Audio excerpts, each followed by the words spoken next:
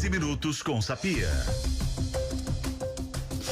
Bom, estamos aqui de volta no Alerta Super, invadindo aqui o meu querido Léo Mendes, que comanda o Alerta Super, hoje recebendo no 15 minutos com Sapia o meu querido amigo Lúcio Júnior, ele que é vamos colocar o presidente do Open Mind, né? Tudo bem, Lúcio? Quanto tempo que você não aparecia por aqui? Tá só em São Paulo agora? Nos abandonou? Verdade, Sapia. Obrigado aí pelo convite. Estamos passando alguns dias aqui, mas fico mais em São Bernardo mesmo, né? Então é um prazer reencontrar os amigos. O Lúcio hoje trouxe um quase conterrâneo meu, né? Ele que é de Santa Catarina, eu que sou do Paraná, todos sabem, que é meu xará, o Ricardo Dal Bosco, que é um estrategista de marca. Tudo bem, meu xará? Tudo bem, Sibia, e algo que eu já quero dizer desde o começo, que eu não sou Atlético, Cruzeiro e América, porque assim talvez eu sou bem recepcionado por todo mundo aqui. Ontem cheguei no hotel, a atendente antes de me dar bom dia já perguntou: qual é o seu time? Eu falei assim, e ela com o escudo do Galo, né, no antebraço. Eu falei assim, e ferrou, já tô em Minas, de fato tô em Minas. Mas aqui eu brinco aqui o seguinte, aqui na casa, né, o nosso fundador do jornal, o Vitório Medioli, é cruzeirense. E a esposa do Vitória, a Laurinha, é atleticana. Então, se eu tô com o Vitória, Cruzeiro, se eu tô com a Laurinha Atlético, vambora, tá tudo valendo. Né? Apesar que eu sou palmeirense, ninguém sabe que eu sou palmeirense, mas. Eu sou vascaíno, só que eu costumo dizer, eu não sou feliz, né? Desde os anos 98, 99, época de Odivan, Carlos Germano. Odivan era aquele zagueiro, Odivan Júnior Baiano, que muitos se lembram. Sim. Ou passava a bola ou o jogador. Os dois ao mesmo tempo nunca passavam. Exatamente. Depois eu tive uma alegria em 2012 com uma Copa do Brasil, mas depois de lá, todo ano eu tenho uma azia gigantesca e uma tristeza muito grande esse ano que perdemos o Roberto Dinamite, né? Ele era além Vasco, né? Aí que a gente vai falar sobre marca, né, Lúcio? Quando a gente fala de Zico, quando fala de Roberto Dinamite, de Sócrates, acho que o último que nós podemos citar é o Marcos, goleiro do Palmeiras, que foi do Palmeiras, mas até o corintiano gosta dele, Ronaldinho Gaúcho. São jogadores que passam daquela questão da torcida, né? De constroem um legado, né? Constroem um legado, exatamente, que é a questão da marca, nós vamos falar sobre isso. Mas primeiro, Lúcio, me fala sobre o Open Mind, como é que estão aí os eventos do Open Mind, que explica para as pessoas que não sabem o que é o Open Mind. Ô Sapi, o Open Mind, nós somos uma rede social formada por líderes, né, da cadeia produtiva, ou seja, são diretores e presidentes das maiores empresas do Brasil. E esse conceito de rede social, ele é um conceito que não, as pessoas acham que é moderno, né? Que é de Facebook, LinkedIn, Instagram, mas na verdade rede social existe desde quando o mundo é mundo, né? Então rede social é uma rede formada por pessoas com um propósito, né? O nosso propósito é fazer esse networking, ou seja, essa conexão para gerar oportunidades de negócios, oportunidades de troca de experiência, e a gente está realmente assim engajado nesse propósito, né? Com um calendário de eventos ativos. Acabamos de sair de aonde o Ricardo Dal Bosco, que está aqui comigo, né? Ele palestrou aí para 30 executivos, empresários daqui de Belo Horizonte, né? Tava o pessoal, os nossos amigos lá da Orguel, o seu Francisco, né? Que é o fundador aí da Orguel. Eliane Lustosa, que manda um abraço para ela também, ela é fundadora do Geraldo Lustosa, né? Da família do Geraldo Lustosa. Todos estavam lá para poder escutar o Ricardo, né, falar sobre marca pessoal. E é por isso que eu falei com você, poxa, Sapia, eu acho que é um cara legal aí para sua audiência escutar ele e ele falar um pouco sobre dicas de posicionamento, de imagem, principalmente nas redes sociais. Pois é, Ricardo, eu conversava um pouco antes aqui com o Léo a respeito disso, né, tentando exemplificar o que você ia trazer pra gente de informações, e citei para ele o seguinte: a rede social, como que você deve fazer para você estar dentro da normalidade, para você não ser cancelado ou para você crescer sua rede social? Aí eu citei um exemplo aqui para ele interessante. Perguntei para ele quem que gerenciava as redes dele, que ele é famoso, né? Apresentador e tal. Não, eu sou amador, eu que cuido. Eu falei, pois é, mas você pode ser amador, mas você tem que saber aonde que você pisa, que é uma coisa muito obscura. E fiz um comentário com ele. Eu tenho uma filha de 12 anos, a número 06, são 7 ao todo. E eu perguntei para ela por que ela seguia a Virgínia, que é a esposa do filho do Leonardo. Falei, papai, porque ela mostra as filhinhas dela, ela mostra as roupas, ela mostra aquilo, ela tem milhões de seguidores. Aí comentei com ele sobre essa menina jogadora de vôlei que tá no Big Brother agora, que ela tem até o OnlyFans. E eu fiquei sabendo hoje, numa entrevista aqui do Tempo, que o OnlyFans dela não tem nenhuma foto nua dela. É só foto de lingerie, sensual. Pra mim, eu não sabia. Pra mim, o OnlyFans era tudo liberado, né? E não é. Então a gente fica querendo entender como é que uma mulher que é jogadora de vôlei, que tem um OnlyFans e é a que tem mais seguidores no mundo como jogadora de vôlei, 7 milhões, se não me engano, e de repente você tem uma Virgínia que pra mim não me interessa em nada o que a Virgínia faz, não tô aqui desmerecendo o trabalho dela não, mas pra mim não é o meu estilo de vida nem nada. Diferentemente de uma Anitta, que apesar de eu não gostar da música da Anitta, ela é uma cantora, tem música lá pra você ouvir. Então como é que essas pessoas despontam? E como é que essa questão da marca, e por que é que o Léo, que é um cara que traz informação no dia a dia, não tem 15 milhões de seguidores, só tem 3 milhões? Sabia, olha só que interessante. A gente vive a era, né, da diversidade, só que não diversidade aqui, apenas questão de diversidade de gênero, mas a diversidade do conhecimento. Se a gente for olhar numa história da humanidade recente, a gente não tinha essa oportunidade antes. Inclusive, a gente palestrava há pouco para os empresários falando a respeito disso do Open Mind. O que eu quero dizer? Se a gente for pegar a questão de 15, 20 anos, a gente buscava conhecimento na universidade, quem tinha condição, na Enciclopédia Barça, na Almanac Abril, Revista Seleções. E hoje em dia, a gente tem um mundo à nossa frente, chamado celular, tablet, num dispositivo móvel, onde a gente tem acesso ao chamado universo. Só que nesse universo, a gente deu pela primeira vez a capacidade para que todos nós fôssemos potenciais produtores de conteúdo, além de consumidores. Olha que interessante. Passamos de 8 bilhões de pessoas pelo mundo. Mais da metade, ou seja, mais de 4 bilhões pelo planeta já possuem acesso diário à internet. E mais de 3,6 bilhões de pessoas no mundo acessa alguma rede social diariamente. Isso abriu a oportunidade para que a gente, ao invés de ser apenas consumidor de conteúdo, fôssemos potenciais produtores, o que num passado recente só pertencia a jornalistas, redatores, né? Esse ambiente aqui. E quando você transforma para essa diversidade de conhecimento, a gente tem uma mescla de interesses de uma forma bem distinta. Consequentemente, a gente começa a entender, por vezes, olhando uma Virgínia ou a jogadora X ou uma Anitta, que aquele talvez é o modelo ideal, porque eu preciso fazer o que elas fazem para conseguir a projeção. Mas nem sempre visibilidade, o que as outras pessoas tentam atingir, é o que realmente lhe preenche. E aqui a gente tem que ter muito claro que numa influência digital, a gente tem algumas categorias que talvez você que está nos escutando aqui na rádio pertence a alguma delas. Essas que a gente acabou de citar são as chamadas macro-influenciadoras. Sim. Aqueles com geralmente 1 milhão de seguidores para mais, assim como Neymar, Cristiano Ronaldo, entre outros. Mas existe 2 grandes mercados, que são os nano-influenciadores e os médio-influenciadores. Nano-influenciadores, aqueles que têm até 10 mil seguidores, por exemplo. Nano, aquele cara que fica ali, né? Entre os 10 mil a 100 mil, começa a já ter uma alavancagem, talvez vire lá um macro-influenciador logo em frente. Nesses nano-influenciadores, e aqui na rádio deve ter vários também, são aquelas pessoas que nunca serão uma Anitta em termos de projeção, mas conseguem ter uma conversa digital de pé de ouvido muito bacana. Mais qualitativa, mais qualitativa, não é a massa que importa, porque tem assuntos que a gente tem que ser muito sincero, que não interessa a grande massa. Então, como é que você quer ser uma Anitta em termos de número de seguidores se seu assunto não é atrativo para grande parte da massa? Você fala, por exemplo, um assunto super em alta hoje, ESG. Né? Isso interessa para todo mundo? Conselhos de empresas, não, né? Networking.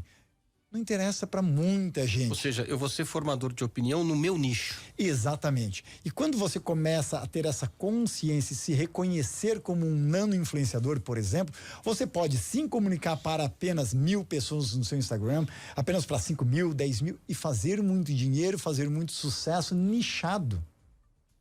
Agora, o que acontece? As pessoas, elas estão comparando com a grama do vizinho. Sim. E aí sempre ela é mais bonita, principalmente no Instagram, onde é que todo mundo tem todos os dentes e é bonito. Você já viu bem diferente da cédula de não sei se é no Instagram ou se é no TikTok, tem um marido que pega e filma a esposa lavando a louça ela tá com uma bermuda, um chinelo, uma camisa, ele fala assim, essa aqui é a real, olha no Instagram, aí ela parece toda formosa, né? Isso mesmo. Sem maquiagem, aquela coisa toda, né? Eu digo que cada vez mais a gente quer parecer com as pessoas no Instagram e se afastar do que a gente se parece com a nossa cédula de identidade. Sim. Né? O RG que muitos aí não querem mostrar. A gente pode misturar na rede social a questão do trabalho com a questão familiar, porque tem gente que posta lá viajando com a família, aí tem gente que posta lá só o trabalho, né? Teve um caso agora esses dias de uma das pessoas que estavam naquele evento ali na Rajagabaglia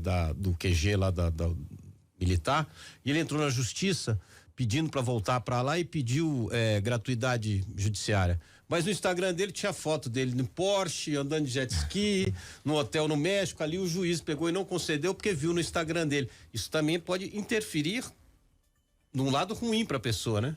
Pode, e aqui tem um problema. Grande parte das pessoas querem começar uma estratégia numa rede social sem de fato ser uma estratégia, sem apenas uma tática.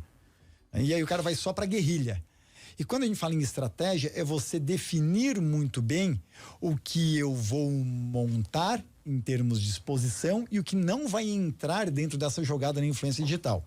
E quando alguém me pergunta, Dom Bosco, mas eu posso mostrar algo na minha vida pessoal nas redes sociais?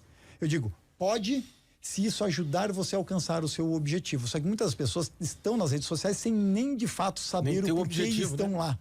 Então, o que acontece? Se a gente pegasse Facebook, Instagram, YouTube, LinkedIn, essas redes sociais há 5 anos, se você postasse algo pessoal, você levava tijolada de tudo que é lado. Sim.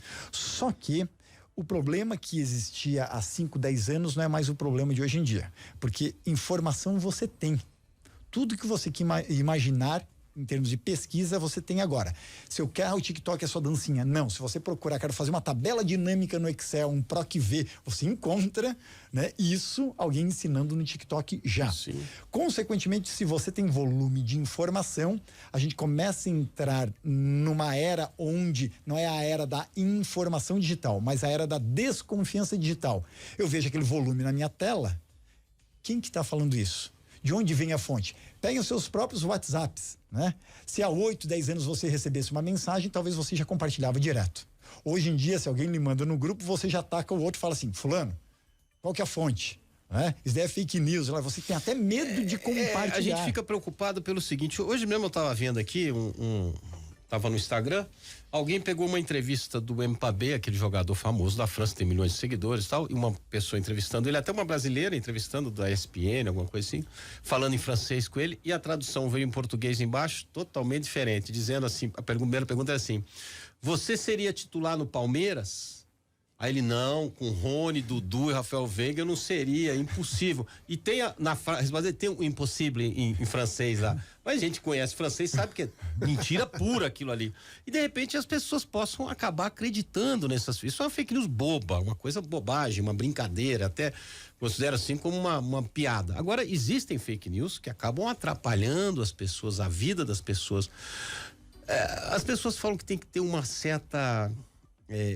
Não vou dizer uma certa, como é que eu posso dizer, não seria, não é ditadura, como é que fala, Léo? Eu sei que censura. Uma censura, mas não deveria ter um negócio, olha, isso aqui não vai entrar porque um mediador lá para dizer, isso aqui é mentira, o Lúcio Júnior tá falando que o Galo é o melhor time do Brasil, mentira, não é o melhor time do Brasil, entendeu? É o terceiro de Minas. Primeiro é o América, segundo o Cruzeiro, terceiro é o Galo. Você tá entendendo? E olha que interessante, porque quando a gente vem pro volume digital, imagina se você tem uma marca pessoal que não é de fato uma marca, marcante, impactante, sim, memorável, você não aparece. Tudo que você recebe daquela pessoa você acredita. Sim. Agora, quando você vai construindo uma história, de fato um legado, e você recebe uma tal de uma fake news, você dá a opção para o outro lado desconfiar, tipo, não. O Lúcio não faria isso. Sim. O Lúcio não falaria isso. Olha, sim, a importância de você ter uma marca de fato construída de maneira estratégica. Que é o Jornal o Tempo hoje. Tudo que o Jornal o Tempo coloca, você sabe que é real ali. Então, assim, eu mesmo uso o meu Instagram, você não vai ver uma foto da minha família, de nada lá, porque não é meu feitio, eu não gosto dessas coisas, nunca gostei, mas lá eu replico tudo que sai no Tempo, tudo. Se você quiser ficar bem informado, pode me seguir que você vai ver logo que sai no Tempo. Sabe? E olha que interessante, porque há pessoas que simplesmente não publicam nada da família.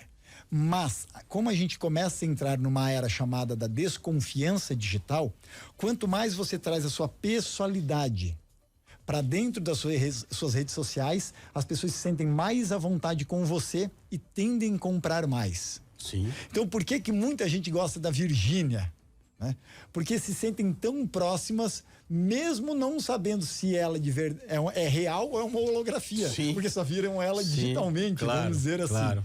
Então, quando você começa a trazer algo da sua pessoalidade, as pessoas tendem a deixar ou dinheiro ou indicação para a sua marca pessoal.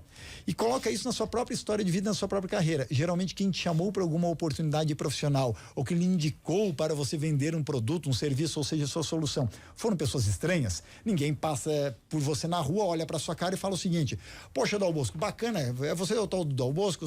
Gostei da tua cara, né? Meio careca, mas vou te indicar um cliente. Não acontece isso. Quem te indica é quem está próximo. É bem fake news também, né? Quem está próximo é quem lhe aproxima de oportunidades. Então, quando eu trago a minha pessoalidade, eu tenho chances de fazer com que as pessoas confiem mais em mim. Elas tendo confiança, eu trago elas para uma zona de segurança.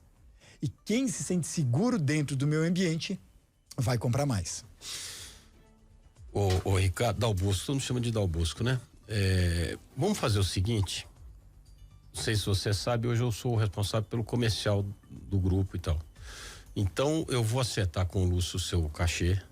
Você vai passar a ter uma coluna conosco aqui para falar, porque parece que você fala em outra rádio. Vamos tirar você de lá, trazer você para cá, viu, Lúcio? Depois você acerta os detalhes do contrato. Aproveita que a Marina tá aí. Ótimo. E o Heron já acerta lá o valor, pro lado de lá, né? Aí essa turma eles resolvem para lá. Para o tempo, eu já contribuí com a coluna pelo Open Mind. Vamos fazer uma coluna aqui, pelo menos semanal, para você poder explicar isso, que eu acho que é interessante. Deve ter muita gente ligada agora aqui na rádio, na TV O Tempo, querendo mais informações, querendo começar, querendo saber como é que é. Porque eu confesso a você que às vezes eu fico perdido, cara. A gente que é jornalista sempre no meio, de repente aparece. Você conhece o fulano? Ele tem 1 milhão de seguidores. Eu nunca ouvi falar na minha vida dessa pessoa. O número de seguidores transformou na apresentação dele antes de estar em empresa que ele trabalha. Não é mais o fulano da Bosch. Vamos dizer assim, só um exemplo. Né? O fulano, como é que você não conhece o fulano? O Flávio. Aquele cara que tem 1 milhão de seguidores lá. O Flávio. Ontem, por exemplo, eu estava na rede social, sabe? Marketing digital de uma pessoa vendendo fossa. Né? Então hoje você tem conteúdo para tudo. Como instala a sua fossa? Isso é espetacular, é marketing de conteúdo. Antes você tinha que acreditar em outra pessoa, né? Tentando talvez lhe enganar de como é que instalava aquela fossa. Hoje você procura no YouTube. Profissional tá lá quero aprender Excel, quero aprender a instalar a tal da fossa. Então, exemplo, você estava viajando com a minha família e minha filha apertou lá o negócio da chave aquele segredo da mala. Aí eu fui no YouTube, como abrir uma mala com o segredo que você esqueceu. O cara te ensina direitinho, cara. O cara te ensina. Não é pra você roubar a mala de ninguém, você abre qualquer coisa. E esse assunto James Bond. Movimenta nossos ouvintes. Tem várias pessoas mandando mensagens aqui e se ele tiver a coluna semanal, com certeza vai fazer sucesso. Sim. A Priscila de Contagem perguntando: eu vendo biscoito, como posso melhorar as minhas vendas? Motoboy Cristiano, ofereço meu serviço também pelo Instagram. Vamos pra Priscila, vamos pra Priscila. Priscila quer vender biscoito, né? Mais biscoito. Mais biscoitos, né? Só qual é o grande erro? Continuam com publicidade nas redes sociais com o que se usava no começo das redes sociais, por exemplo, lá em 2004, 2005, que é compre, parece Walter Mercado e Botini, né? Liga já. Ele empurrando venda. Só que hoje não funciona mais assim. Se ela fizer o seguinte, esse final de semana tá entrando aí. Se ela fizer um videozinho muito simples no Instagram, lá nos Reels, no TikTok, ensinando como é que faz aquele biscoito amanteigado, etc e tal, em 1 minuto, coisa muito rápida. Mas eu vou contar o meu segredo. Tem uma parcela que realmente vai praticar aquilo em casa. Agora, quem não tiver um ingrediente, pensar que tem que ir no supermercado, ou ver que aquilo vai dar um trabalho, vai falar assim, comprar direto dela. Cadê essa tal de Priscila pra me mandar logo uma caixa disso aí, entendeu? Uai, né? Exatamente. Me manda logo isso. E assim que funciona, porque hoje quem mais cresce, quem mais compartilha. Só que qual é o problema? As pessoas, elas estão hoje querendo fazer conteúdo só para empurrar a venda. Faz o processo contrário. Cria valor, gera valor, se doa pelo seu seguidor. Consequentemente, ele vai deixar ou indicação ou venda para você. Você tem que doar conteúdo para subir essa escada. Olha que maravilha. Combinado? Perfeito. Vamos fazer assim então? Open Mind, qual é o próximo evento? que vai acontecer? Nós temos um calendário de eventos todo mês, então no mês de fevereiro aí a gente está com uma programação também, e no nosso site lá você consegue ter todos os nossos conteúdos, porque eles são itinerantes, né? São Paulo, Rio e Belo Horizonte. Fala o site aí. Open Mind, né? Que escreve Brasil com Z, né? .com. Open de aberto, Mind Brasil com Z.com. Sabia? E olha só que interessante, 2 formações que o Open Mind está vindo em breve. Formação de conselheiros de empresas e formação de palestrantes. São 2 interesses que muitos executivos querem se projetar, e hoje em dia o maior movimento de C-level do Brasil, de executivos no Brasil, vai proporcionar isso, porque tem muita gente chegando nas empresas para se tornar conselheiro, mas de uma forma desqualificada. Então, mais um encaminhamento E hoje em as empresas estão 2023. buscando mais e mais vezes conselheiros, né? Conselheiro de administração, conselheiro fiscal e conselheiro consultivo. Principalmente. Que era uma vai coisa dar normalmente do público, que agora está sendo utilizado no privado. E conselheiro consultivo é o que vai dar o grande boom no mercado Brasil, principalmente por causa que você foge um tanto daquela responsabilidade fiduciária, responsabilidade jurídica que o conselheiro fiscal e de administração correu muito. Então, como muitas vezes você não tem acesso a todas as contas de uma forma transparente no Que Brasil. diga os conselheiros da Americanas, né? Esses aí estão enrolados, né? Consequentemente, o conselheiro consultivo se torna uma boa opção em países inseguros, né, em países com histórico de corrupção, onde por vezes você não tem um domínio ou um acesso total aos dados que estão do outro lado. E é por isso que o Open Mind acabou idealizando uma formação de conselheiros que vai ser aberto para membros, e também o Lúcio está pensando talvez abrir aí para a comunidade fora, e o pessoal de BH e região vai poder aproveitar muito isso. Só entrar no site Open Mind Brasil com Isso. Z.com. .com. Maravilha. Obrigado, Lúcio. Obrigado a você, Sapia, por abrir esse espaço aqui. Trouxe o Ricardo, que eu sabia que ele ia agregar bastante. Com certeza. Então, sempre que você quiser chamar a gente, nós vamos estar aí. Com o maior prazer. Dal Bosco, obrigado, querido.